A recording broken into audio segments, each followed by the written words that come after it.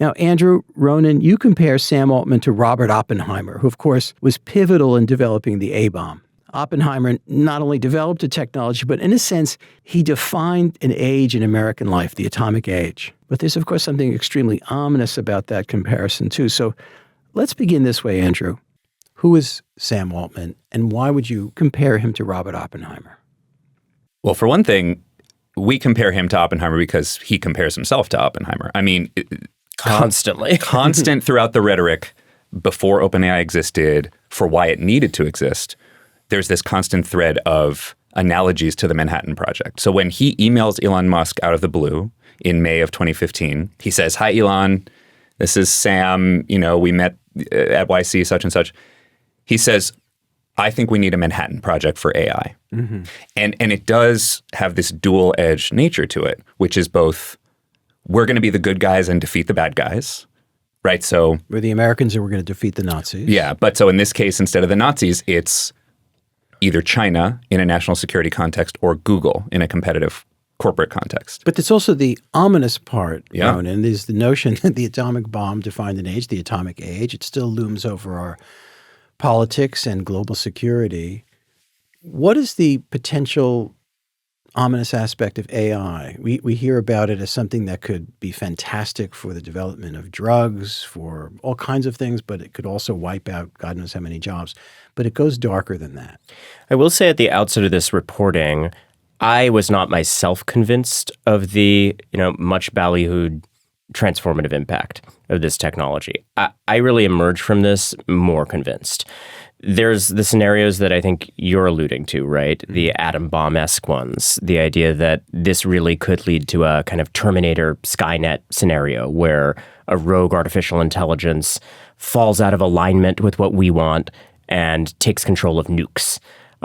But you don't have to buy into those extreme scenarios to also see the immediate impact that the entire U.S. economy is now propped up by a few companies that are all in on AI, with OpenAI at the center of it, that most credible projections very immediately foresee millions of jobs being exposed to disruption by this, that it's already taking form as a significant change agent in the way weapons are used in battlefields, that they can now just fire without human operators. That is something in the very immediate future.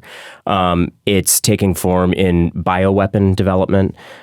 These are all things that are happening or on the verge of happening, not far off fantasies. Now, just to be clear, Andrew, what most of us have in mind in terms of AI is chatbots, which run on large language models.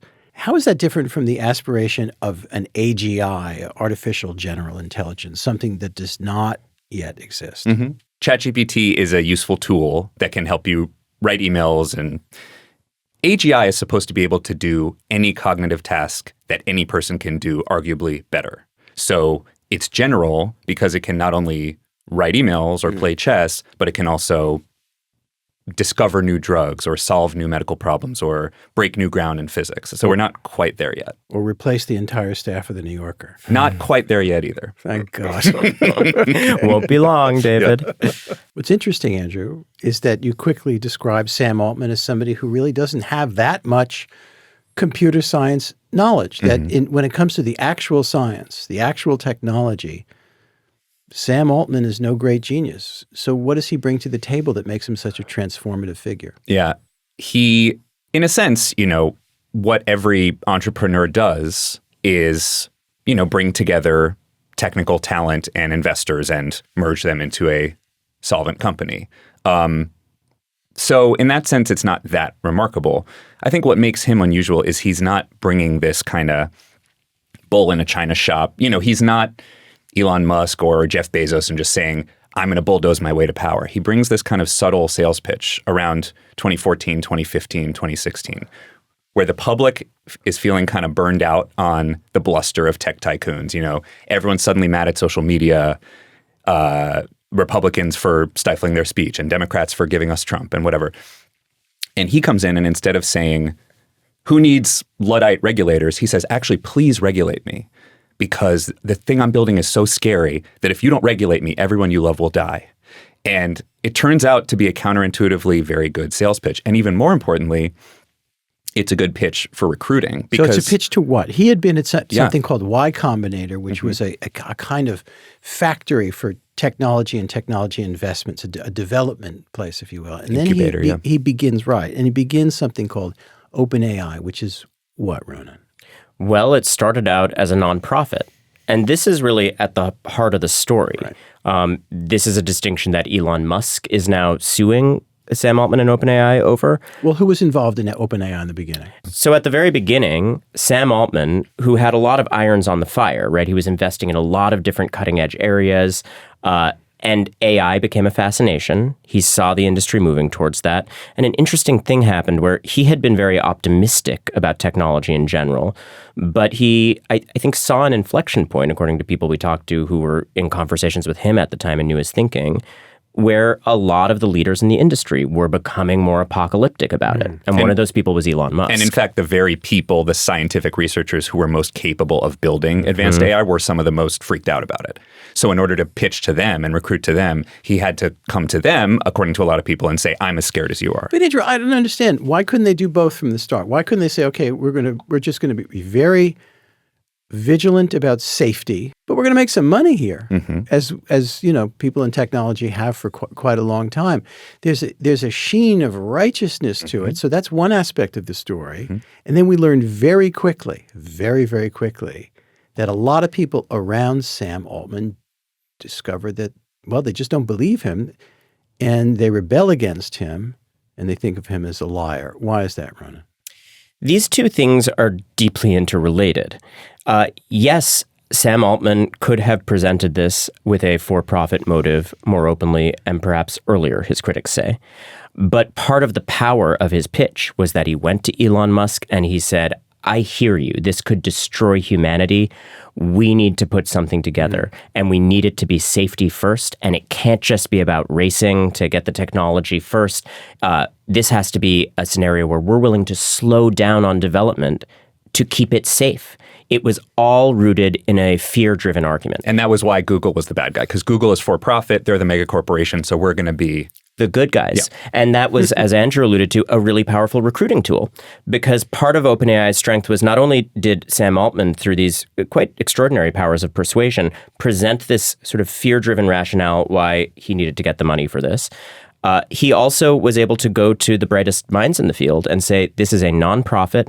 We may not be able to pay as much as Google, but we can give you something else, which is we're the good guys. So what happened a few years ago? the blip. Yeah. What was the blip?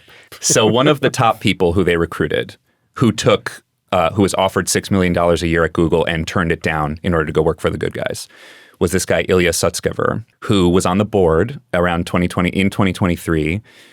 And he started to get the feeling, as we quote him in the piece, saying, I don't think Sam is the guy who should have his finger on the button, to return to the atom bomb analogy. Right. And so he starts to rally the board against Sam. Now, this has been a lingering question for years in Silicon Valley. What did Ilya see? What is in his secret memos that he compiled? Is there a smoking gun? Is there some one thing that explains it all? And what we found, and the reason that you graciously gave us 16,000 words to explain it, is that there is not one smoking gun. There is this small accumulation of detailed patterns of behavior that add up to, in aggregate, what people like Sutskever felt was someone who can't be entrusted with this world-altering technology. For example? Well, there are certainly specific episodes over the history of OpenAI that have not yet been extensively reported. We have a detailed account of a moment where critics within the company allege, and people threatened to quit over this, a plot was entertained at the highest levels of the company to sell the next generation of this technology, AGI, when it comes, to the highest international bidder, to pit China and Russia and the United States against each other. And that really did prompt some of the safety-minded people in the company to say, as one tells us, this is insane. What would have been the repercussions? I mean, potentially a situation where Military, right? Vladimir Putin has disproportionate control of the most dangerous technology in the world. Now, we should say this is something that ultimately did not come to fruition, and OpenAI says, oh, it was just one of many ideas that was considered for a time. But there were that people... seems a little easy. That was just an idea that we were considering selling this to Vladimir Putin. Well, there you go. There you go. And you know... It suggests a kind of amoralism, no? Well, and also one of their defenses was, we weren't talking about selling it, we were talking about giving it to them. Like, much better. So these are all hypotheticals, and they are kind of crazy sounding hypotheticals. What emerges is a newly deep picture of Sam Altman through inside communications that haven't been out there before. Mm-hmm. What was behind his firing? Why those criticisms linger?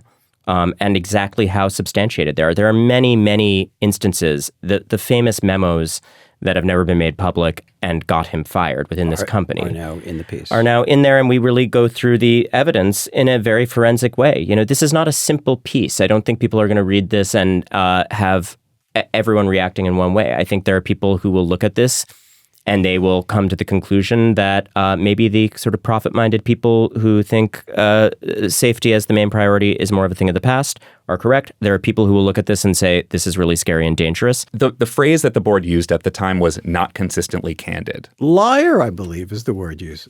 Is it not? By many, many people, and even things like pathological liar in great duplication across many sources. We talked to more than 100 people that are close to Altman in one way or another. And you talked to Altman 6 times. So tell me what that experience was like. You went to see him. More than a dozen times in the final fact check. Yes. No, I gather. And what's he like? Because I interviewed him here at the New Yorker Radio Hour, and I have to say, it was like interviewing a cloud. He answered in a very mild way and in a very skilled way, too, I would say. But I couldn't get my arms around his answers sometimes. We talked about the job loss issue, for example. I would say that I left that interview not all that happy with myself, that I didn't feel like I got any great sense of what Sam Altman was about. And you obviously did with much greater time and access.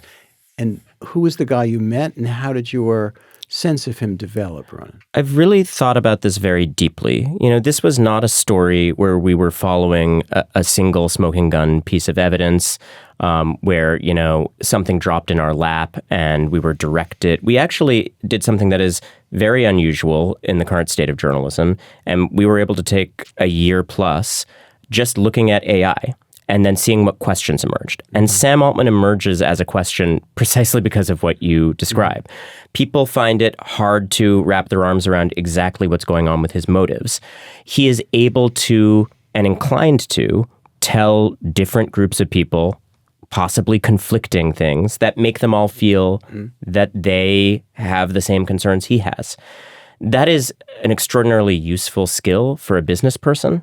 But over time, what one person after another, a majority of the sources we talked to found, is that they just couldn't rely on any baseline of truth. That to an extraordinary extent, even on small things that are completely unnecessary to have any deception about. You know, we talk about an instance where he's in an office with colleagues apparently claiming that he was like a champion competitive ping pong player. And Altman says that this was probably a joke, but people thought it was serious enough that they were struck by the fact that then he was one of the worst ping pong players in the office.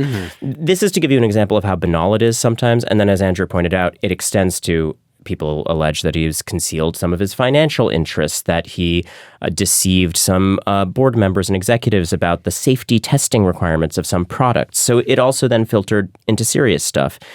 And I will say I've never been on a story before where something this peculiar in that it's not a bright line smoking gun, but it is so prevalent that it is almost, I'm barely being hyperbolic here, all anyone can talk about after walking out of rooms with him. That is an extraordinary thing and very difficult to grapple with in a piece like this. We try to do it with great subtlety. How is that different from Elon Musk? Well, so this is part of the presentation, the temperamental presentation that Altman brings is not this kind of brash, swaggering. Not at all. Not at all. And so I think that's part of the pattern. When someone like Elon Musk or, you know, any of these other people tells you something and then you find out it's not true, it's not the most shocking thing in the world, you know? Like, if you hear from Elon Musk, I'm not boosting my own Twitter account, and then you find out that he was. You're like, okay, not particularly shocking. Kind of Trumpian. Yes. The Altman thing is very low-key. It's very thoughtful. Part of his pitch is presenting himself as conscientious. I hear you. One person, we don't quote this in the piece, but one person once called him the Michael Jordan of listening. Part of his... Right. So he looks you in the eye, and then he looks you in the eye. Yeah, exactly. And then reflects back. What you want to hear. And I think this is an important sort of summary after spending a year immersed in this. We represent in this piece a range of perspectives. There are the defenders of Altman, of course, and we spoke to many of them, and they're represented in this piece. And amongst the critics, there's a spectrum. There's the people who are, diehard safetyists, and they say, look, this technology may kill us all, and he is Machiavellian and sociopathic. There's all these extreme terms that get used by some critics, and that therefore this is truly dangerous. There are people in between who say this is just dysfunctional management, that even if you're purely profit motivated, an executive of a company this important can't be making conflicting representations all the time. I tend to feel inclined towards the analysis of Sam Altman through my own dealings with him in this story that holds, it's not that Machiavellian. I think that he is someone who he actually grapples with this in a new and more sincere way in this piece. He talks about having had some problems with this. He doesn't just pretend that this doesn't exist around him. He talks about changing over time. Mm-hmm. He talks about the deep roots of feeling like a people pleaser, which, I understand. Mm-hmm. But I think he is reckoning now anew with the costs of that when it's taken to an extreme. Some weeks ago, OpenAI stepped in to replace Anthropic in a relationship with the Pentagon. Mm-hmm. What did Sam Altman say to his own employees about this military contract versus what he said to the government? Well, at first, when the military was trying to get rid of Anthropic and blacklist them, basically what happened was Pete Hegseth and the Department of War said, you have to give us the right to do anything we want with your technology. And Anthropic said, no, you can't do mass surveillance and you can't do autonomous weapons. And for that, they were blacklisted. And Altman... With tremendous business implications. And tremendous political implications. Yeah. I mean, it's a huge step. They're now blacklisting, selling chips to China. They're blacklisting this company. And Altman said publicly, we stand with Anthropic. We think these are the right bright lines for them to hold. Privately, he was negotiating with the Pentagon for the same contract. And this gets to the Shakespearean rivalry stuff as well. This is often personal. This is often petty. But because the stakes are presented as being so high, like literal existential, I mean, people talk about it as who will win the AGI dictatorship. People talk about it as, who will get the golden ring, who will get the ring of Sauron. So I think they just think, if you're Sam Altman or Dario Amodei or Elon Musk, I think in their minds, it's like anything is worth doing to win that competition because it is totally existential. What are the financial stakes for Sam Altman, Ronan? Immense. One of the things that we talk about is Sam had both positive and negative arguments he used to buoy this company. We've talked about how he marshaled people's fear. He also really rallied people around the optimistic projections of what this technology is going to be. And there are blog posts from him in recent years where he talks about, we're right on the cusp of, maybe even have cleared the event horizon is one term he uses. And God knows what that meant. A trajectory that will bring us very imminently to not only artificial general intelligence, but a further development beyond artificial superintelligence. And in turn to, he itemizes, for instance, curing cancer, traveling to other planets, essentially capturing the light cone of all economic value. Okay, I read that. Time out. We put it in quotes. What the hell did that mean? It's a sci-fi-ish thing that basically means capturing all the economic value in the solar system. So it involves space colonization usually. So we're talking, comfortable living after that. Superabundance. We'll all be chilling.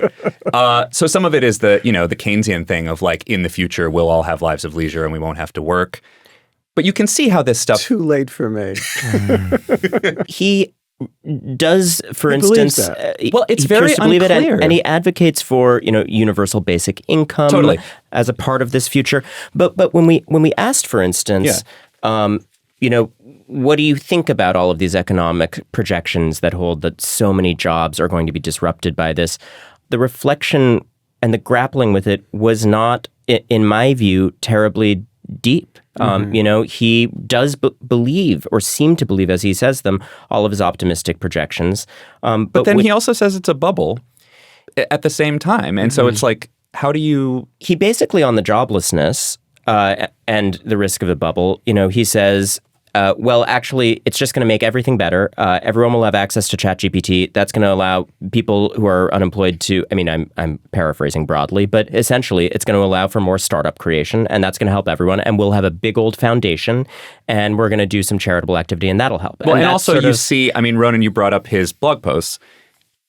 Just to talk about the shifting pitch over time, people call him this great pitch man. The blog posts now are very bullish, optimistic, we're going to cure cancer.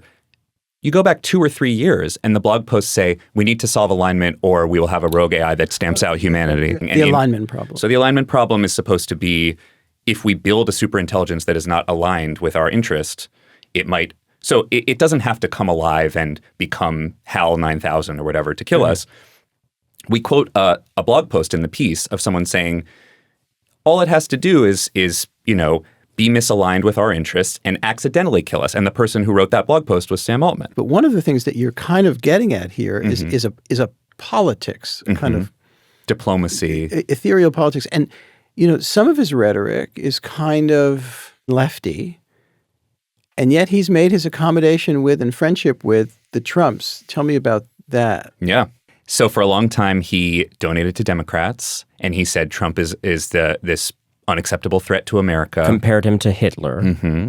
As did his vice president and several other people. Yeah. And then he, in 2024, he starts to, shift. He dialed back the Hitler. We almost went with that as the headline of the piece, but and then he starts to say, I think this country will be okay no matter what happens. And it seems very clear, actually, according to a bunch of Biden administration national security officials who we spoke to. He used to go to the Biden White House all the time. And encourage them to regulate more heavily. Right. And say, this executive order doesn't go far enough. We need to restrict and regulate this technology more. Then Trump comes in, literal first day of the Trump administration, they announce massive new data infrastructure projects. And then Trump and his administration start blessing this acceleration off to the races. And the rhetoric of the Trump White House is safety is a false concern. We heard that from, I think J.D. Vance says this in the piece. And David Sachs. And safety has fallen out of favor in Silicon Valley and Washington to a great extent. And one of the things we document in this piece is Sam Altman's various transformations and his conflicting stances at various times also represent a wider sea change. The moment of the blip, when people in this industry were still... The coup attempt. The firing. When people in the industry were still uncertain about whether you should treat executives who shape this transformative technology as just other executives and hold them to those normal standards, or whether this requires people with an elevated level of integrity because they hold our future in their hands.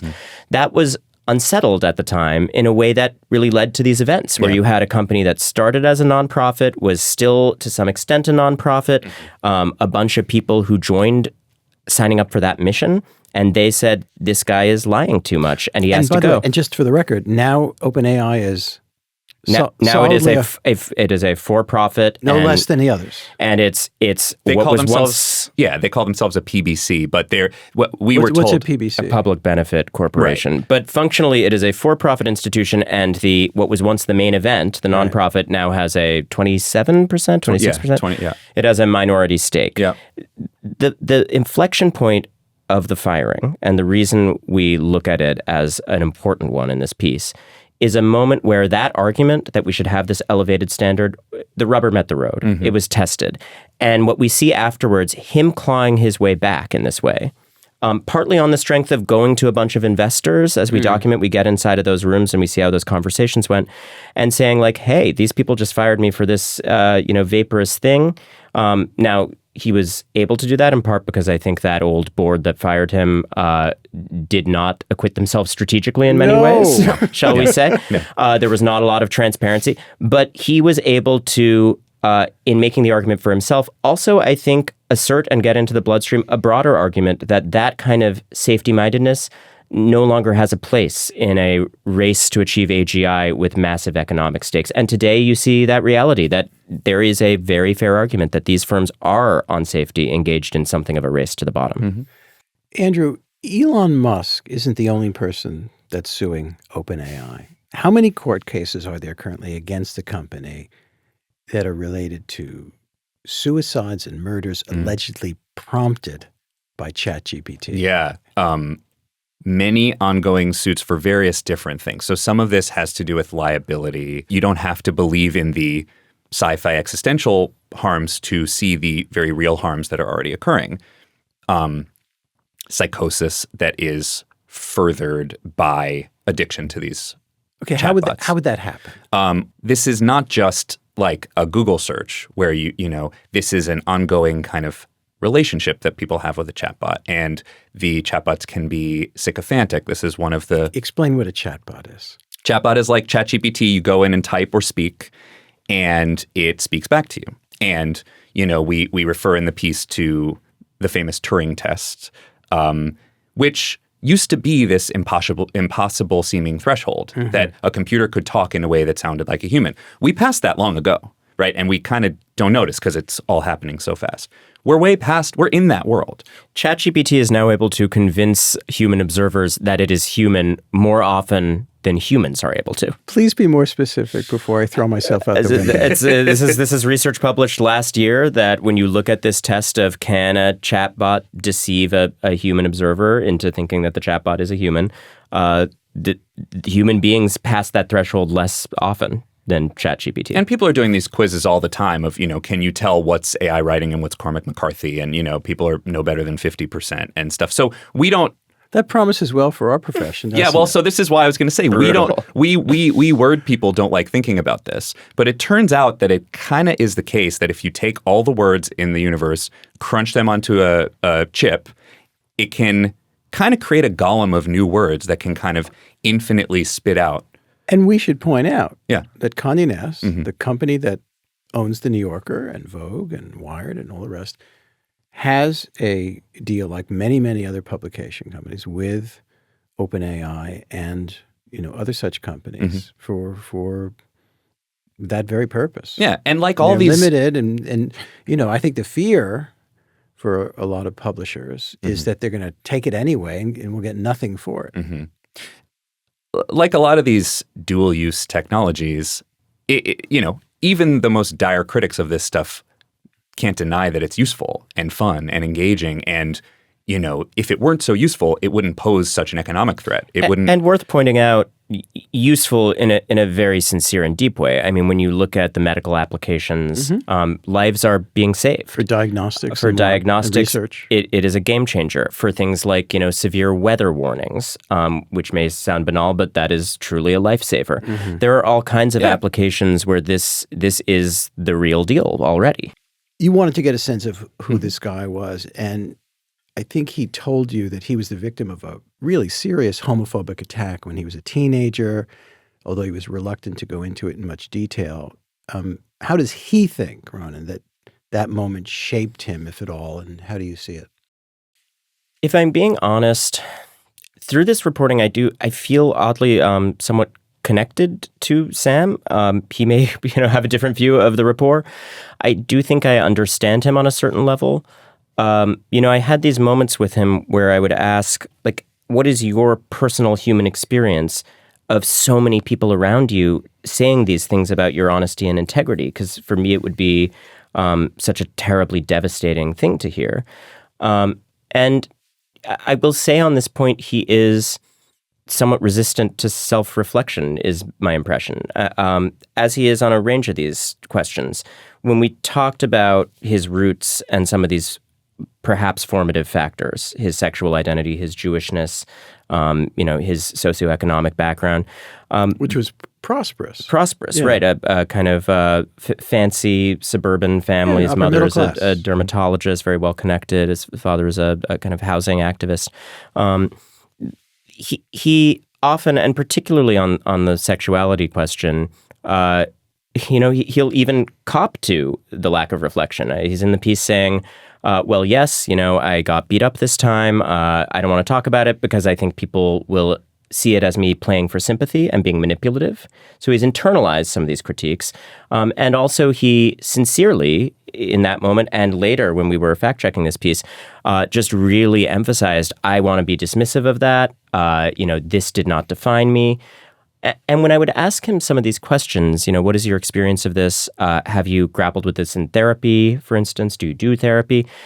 He recites a lot of the kind of conventional West Coast wisdom about like breath work and said he has tried and liked therapy vaguely. But it was very clear that amidst this stratospheric rise and a lot of these difficulties and this it would be for most of us, I think, painful criticism, there has not been a process of really looking inward at it. That is my take, having asked him these questions. He sort of is breezily dismissive, and I think that runs through a lot of the professional situations that we narrate. That there are other people who really have a relationship that matters to them internally with the truth of a situation, and I think he is uniquely suited in some ways to this job because he really can effortlessly shift between one version of reality and another as he is marshaling people to his cause. You spent a lot of time in the last year looking into some very lurid allegations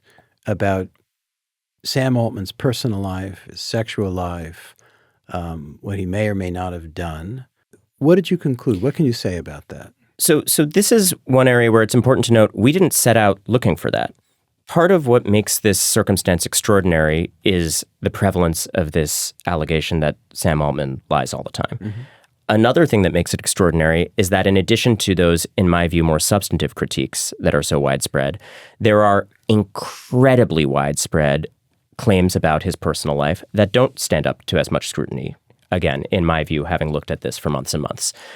We capture the way in which, actually, ironically, the existence of these falsified or thin claims trumped up by rivals kind of obfuscates the real criticism. The atmosphere of conflict in this field is, we quote one executive saying, Shakespearean. The most dangerous... Worse than the rise of the internet and other businesses, the railroads or whatever it might be? You could, historians could debate, but certainly we talk to many people in this field who say absolutely yes, and that there are no rules anymore. And one of the things I was struck by was the juxtaposition. We are talking about how dangerous and existential this technology is for all of us. And the people running it are like in fisticuffs. They're hurling mud at each other. And, one of the things we encountered, and I'm not talking about like a little bit here and there from one rival. I mean, I got, the better part of a dozen incoming calls from government officials, from people at investment firms, from rivals. You talk to anyone in this industry, and they will cite this, in many cases, as common knowledge. Claims that, Sam pursues minors. That's a very persistent one. And let's quickly stipulate that and we found no evidence of this.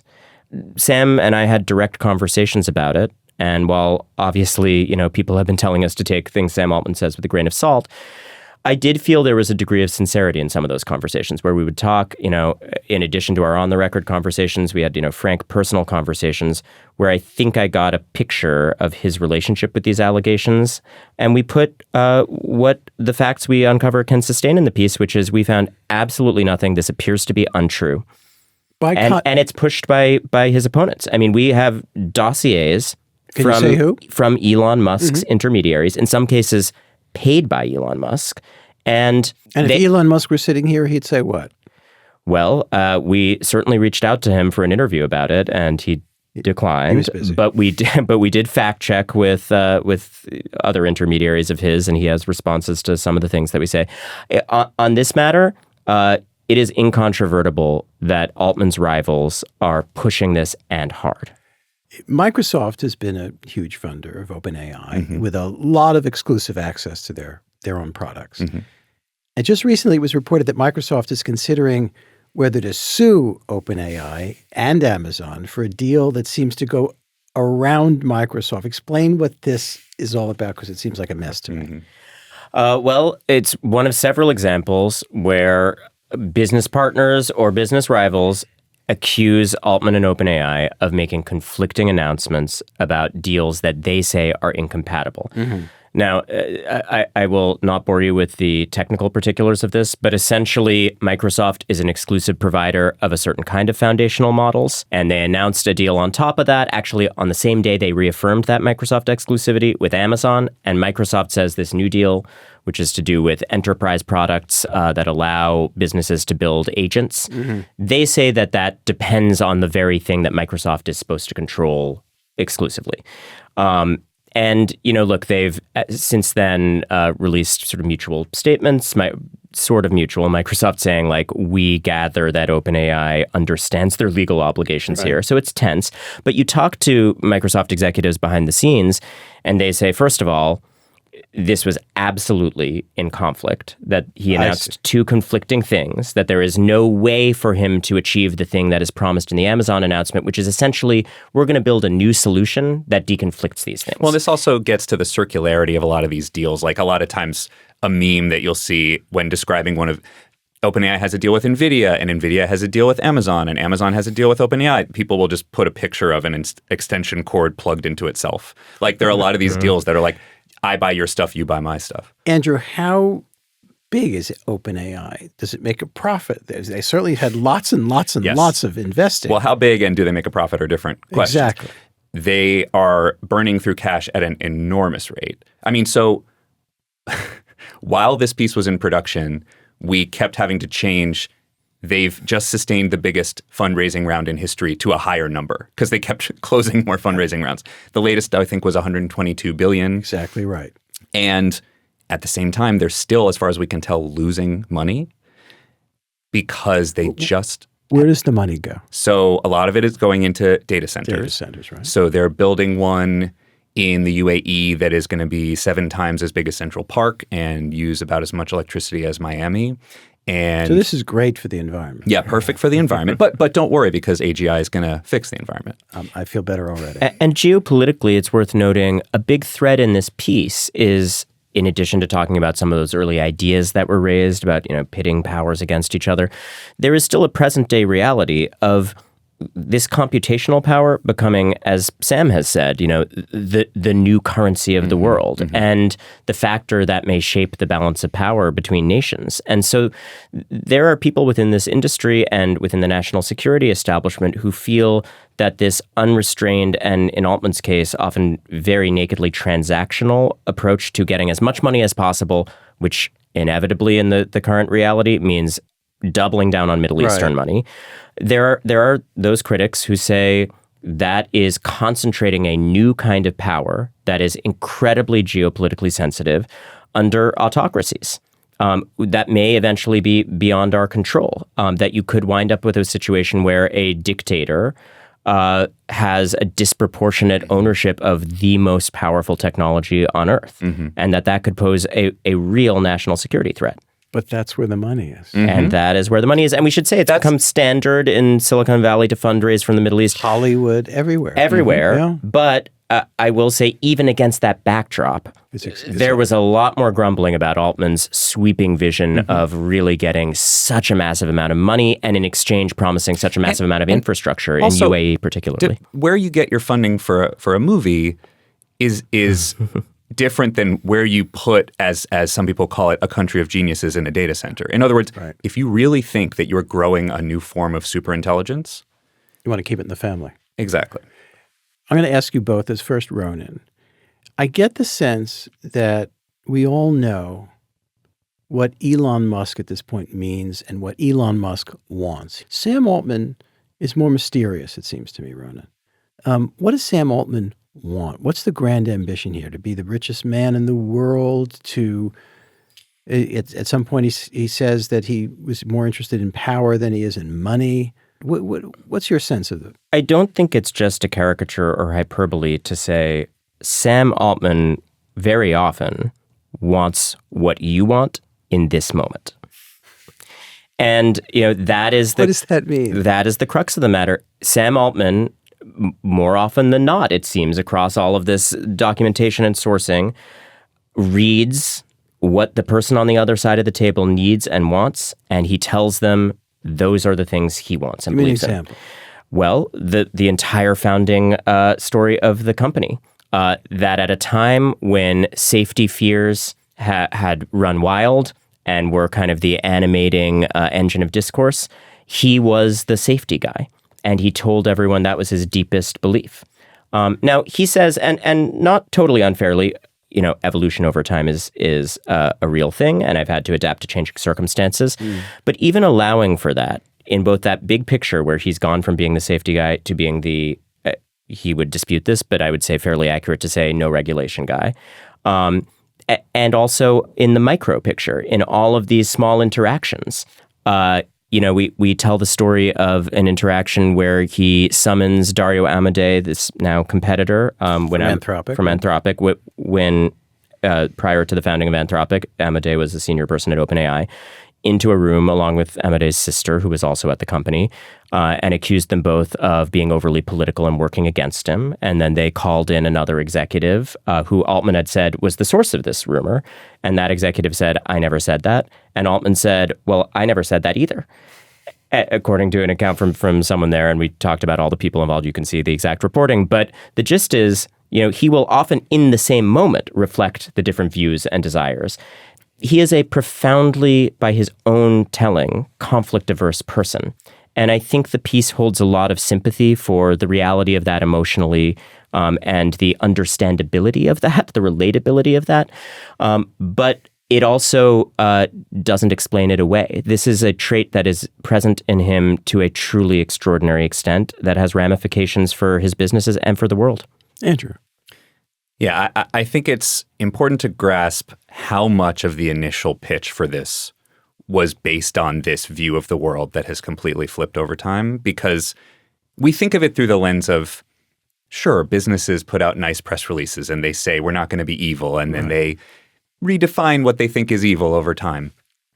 This is not that. This is Altman went to great lengths to write blog posts, to convince people, to take people out to dinner, to say, I am the person you can trust to usher this technology into existence without literally killing everyone on Earth. That was literally the pitch.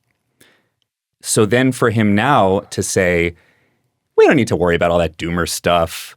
Like, it's kind of one of those, either you were lying then or you're lying now. And I personally... Or he might argue that something happened in the research on AI that made him less alarmist. He might, but he didn't. What he says is he redefines the problem. Yeah.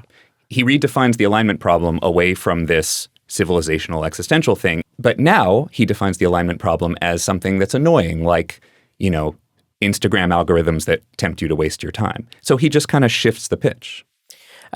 I think it's important to say sometimes people see, heavy-duty investigative reporting from the New Yorker, maybe particularly my work, and they think like this is a hit piece about a villain. Mm-hmm. I would, of course, dispute that characterization. We look at these complex problems fairly. In this case in particular, though, this is something different than cases where we're looking at a single clear-cut criminal allegation. Mm-hmm. There are people in Silicon Valley who think of Sam Altman as a villain. For what it's worth, I emerged from this reporting not thinking of Sam Altman as a villain. Mm-hmm. I think he is a complicated character. I think he often believes what he is saying in the moment. I think what he says about this being rooted in conflict aversion is very likely real. Mm-hmm. And as one person close to him told us in the piece, he really seems to lack any self-doubt. So that is a superpower. He believes it, I think, when he says it. Mm-hmm. And I think he's grappling with the consequences.